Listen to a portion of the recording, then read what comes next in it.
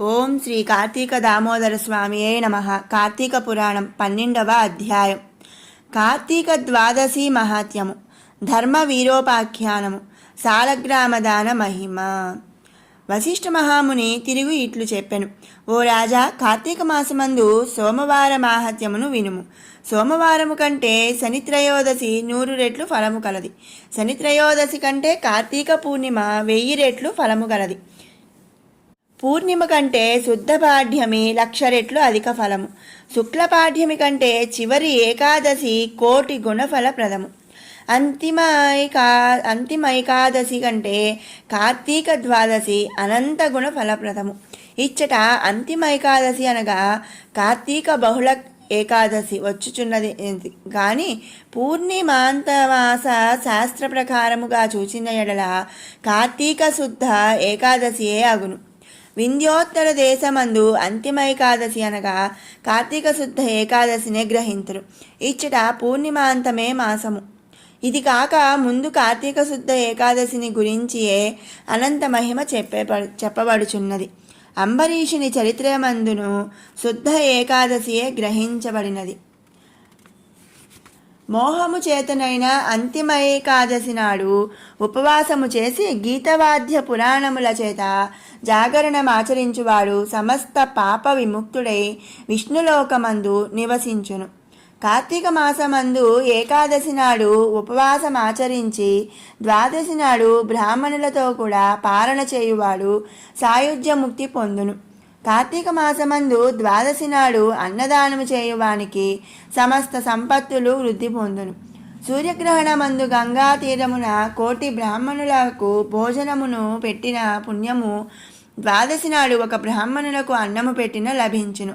1000 గ్రహణములను 10,000 వ్యతిపాత యోగములను 1,00,000 అమావాస్యలను కలిపి ద్వాదశి వ్రత ఫలానికి 16వ వంతుకు కూడా చాలవు. పుణ్యములనిచ్చడు తిథులనేకములున్నవి కానీ ద్వాదశి హరిప్రియముగాన వాటికన్నిటికంటే అధిక ఫలప్రదము. క్షీరాబ్ది ద్వాదశియే ద్వాదశి శ్రీహరి దేవతగా కలది.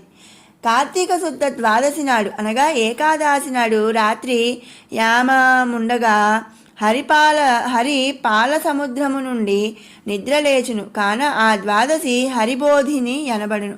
ఆ ద్వాదశి నాడు ఒక బ్రాహ్మణునకైనను అన్నదానమాచరించువాడు ఇచ్చట భోగములను పొంది అంతకాలమందు హరి సన్నిధిని పొందును. కార్తీక మాసమందు ద్వాదశి నాడు పెరుగు అన్నమును దానము చేసిన ఎడల సమస్త ధర్మముల కంటే అధిక ఫలమును పొందును. స్త్రీ గాని పురుషుడు గాని కార్తీక శుక్ల ద్వాదశి నాడు పాలిచ్చడి ఆవునకు బంగారపు కొమ్ములు వెండి డెక్కలను చేయించి పెట్టి పూజించి దూడతో కూడా గోదానం ఆచరించిన ఎడల ఆ గోవుకు ఎన్ని వేల వెంట్రుకలుండునో అన్ని వేల ఏండ్లు స్వర్గ నివాసము కలుగును. కార్తీక మాసమందు ద్వాదశి నాడు భక్తితో వస్త్రదానం ఆచరించువాడు పూర్వజన్మార్జిత పాపములను నశింపజేసుకొని వైకుంఠలోకములకు పోవును. ఇందుకు సందేహము లేదు.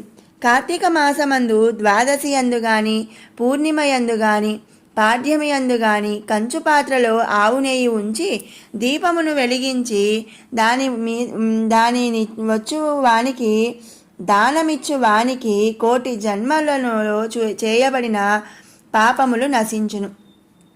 కార్తీక ద్వాదశి నాడు ఫలమును యజ్ఞోపేతమును తాంబూలమును దక్షిణను ఇచ్చువాడు ఈ లోకమందు అనేక భోగములను పొంది అంతమందు వైకుంఠమున విష్ణువుతో కూడా చిరకాలము సుఖించును.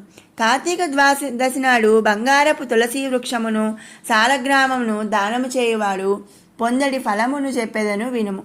కార్తీక ద్వాదశి నాడు పూర్వోక్త దానమును చేసినవాడు 4 సముద్రముల మధ్యనున్న భూమినంతయు దానమిచ్చువాడు పొందడి ఫలమును పొందును. ఈ విషయమందు ఒక కథ కలదు, చెప్పేదను వినుము. విన్నవారి సమస్త పాతకములు నశించును. గోదావరి తీరమందు దురాచారవంతుడైన ఒక కోమటి కలడు. అతడు స్వల్ప దానమైనను చేయుట ఎరగడు, తానైనను అనుభవించుటయును లేదు.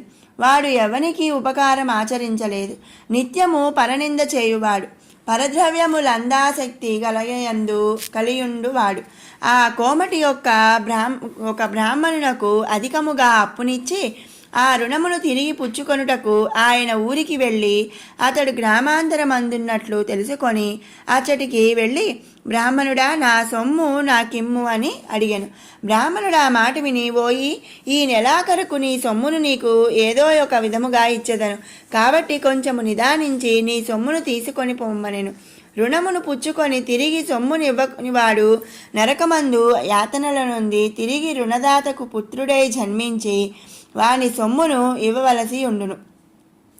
బ్రాహ్మణుడు ఇట్లు చెప్పిన మాటను విని వైశ్యుడు కోపము చేత కళ్ళెర్ర చేసి, ఓరి మూఢా బ్రాహ్మణాదమ, నా ధనము నాకిప్పుడే ఇమ్ము, లేని ఎడలా ఈ కత్తితో నిన్ను నరుకదును అని దుర్మార్గ బుద్ధితో ఆ వేదాంతవేత్త అయిన బ్రాహ్మణుని జుట్టు పట్టుకొని లాగి కింద పడద్రోసి పాపబుద్ధి గలవాడగుట చేత తన కాలితో ఆ బ్రాహ్మణుని తన్ని కత్తితో కొట్టెను. ఆ కత్తి దెబ్బ చేత ఆ బ్రాహ్మణుడు సింహము దెబ్బ చేత లేడి వలె మృతి నొందెను. తరువాత కోమటి రాజదండన వచ్చునను భయముతో అచ్చట నుండి పరిగెత్తి ఇంటికి పోయి బ్రాహ్మణుని చంపితినను సిగ్గులేక సుఖముగా నుండి కొంతకాలమునకు మృతి నొందెను.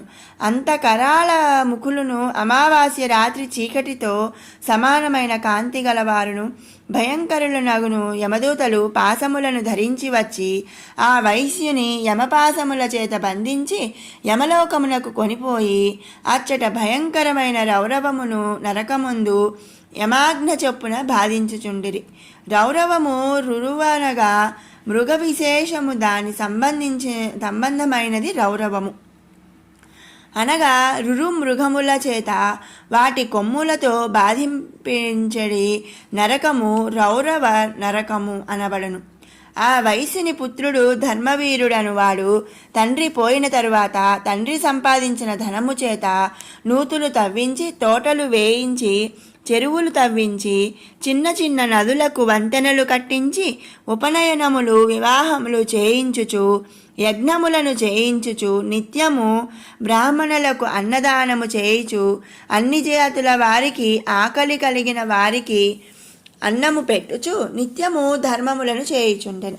ఇట్లుండగా ఒకప్పుడు ఆ ధర్మవీరుడు హరిని పూజించు సమయమున నారద మహాముని సమస్త లోకములందు తిరుగుచు ఆనాడు యమలోకము నుండి బయలుదేరి తన వీణాతంతువులను ధ్వని చేయుచు రోమాంచితుడై గోవింద నారాయణ కృష్ణ విష్ణో అనంత వైకుంఠ శ్రీనివాస శ్రీవత్స భూష విశ్వంభర సమస్త దేవతా చక్రవర్తి నమస్తే నమస్తే ఇట్లని కీర్తనము చేయుచు వచ్చెను. ఇట్లు నృత్యము చేయుచున్న నారద మునీశ్వరుని చూచి వైశ్యుడు ఆనంద సాగరమగ్నుడై నేత్రముల వెంట ఆనంద బాష్పములను వదులుచుమని పాదములకు నమస్కరించి దండ ప్రణామం ఆచరించెను. నారదుడు తన పాదములకు ప్రణమిల్లిన వైశ్యుని ప్రీతితో కౌగిలించుకొనెను. తరువాత ఆ వైశ్యుడు నారద మునీశ్వరుని ముందర అంజలిని పట్టిన వాడై ఆర్ఘ్యాదుల చేత పూజించి, హే నారద, మీరు మా గృహములకు వచ్చుట చాలా దుర్లభము. నేను పూర్వమందు ఏమి పుణ్యము చేసి తినో మీరు దర్శనమిచ్చినారు కాబట్టి నా పూర్వపుణ్యం ఇప్పుడు ఫలించినది. మునీంద్ర, మీకు దాసుడను, ఏమి సేవ చేయవలనో చేసేదను. వైశ్యుడిట్లు పలికిన మాటను విని నారద మునీశ్వరుడు చిరునవ్వుతో కూడిన ముఖము గలవాడై ధర్మవీరునితో ఇట్లనెను. నారదుడు ఇట్లు పలికెను. ధర్మవీర, నా మాటను జాగ్రత్తగా వినుము. కార్తీక ద్వాదశి విష్ణుమూర్తికి ప్రియమైనది కనుక ఆ రోజున చేసిన స్నాన దానాధికము అనంత ఫలప్రదమగును. సూర్యుడు తులారాశి అందుండగా కార్తీక మాసమందు ద్వాదశి నాడు ధనికుడు గాని దరిద్రుడు గాని యతి గాని వానప్రస్థుడు గాని బ్రాహ్మణుడు గాని క్షత్రియుడు గాని వైశ్యుడు గాని శూద్రుడు గాని స్త్రీ గాని సాలగ్రామ దానమాచరించు వారికి జన్మాంతర కృత పాపములు నశించును. ధర్మవీర, వినుము.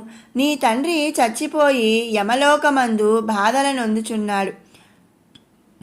అతని పాప విశుద్ధి కొరకు కార్తీక ద్వాదశి నాడు శీఘ్రముగా సాలగ్రామ శిలదానమును చేయుము.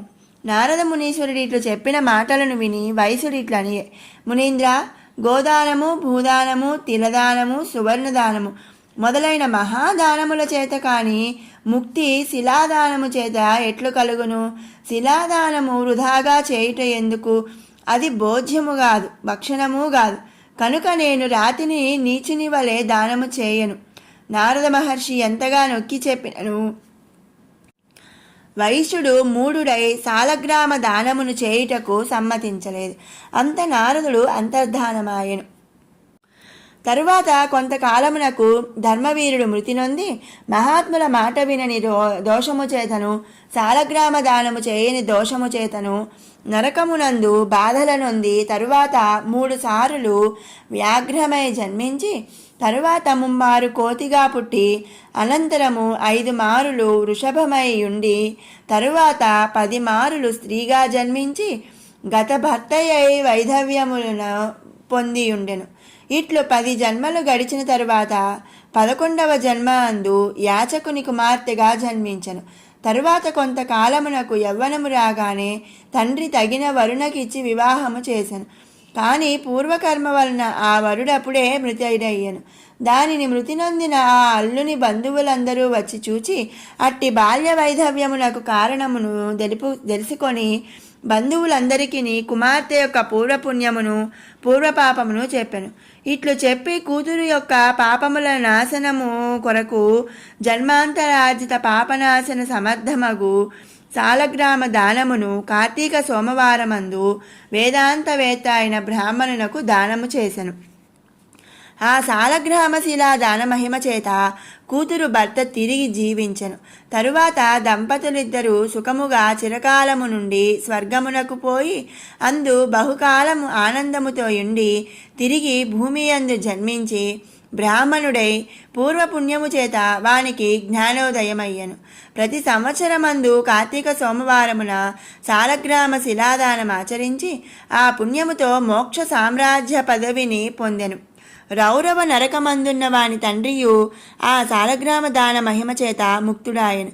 కాబట్టి జనక మహారాజా, కార్తీకమందు సాలగ్రామ దానము చేత హరి సంతోషించును. పాపకర్మలు 1,000,000 జన్మలలో చేసిన పాతకములు కార్తీక శుద్ధ ఏకాదశి ఉపవాస ద్వాదశి సాలగ్రామ దానాదుల చేత పోగొట్టును కలుగుదురు.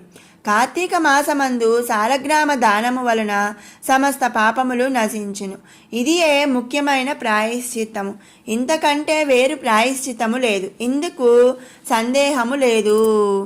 ఓం శ్రీ కార్తీక దామోదర స్వామియే నమః. 12వ అధ్యాయం సమాప్తం.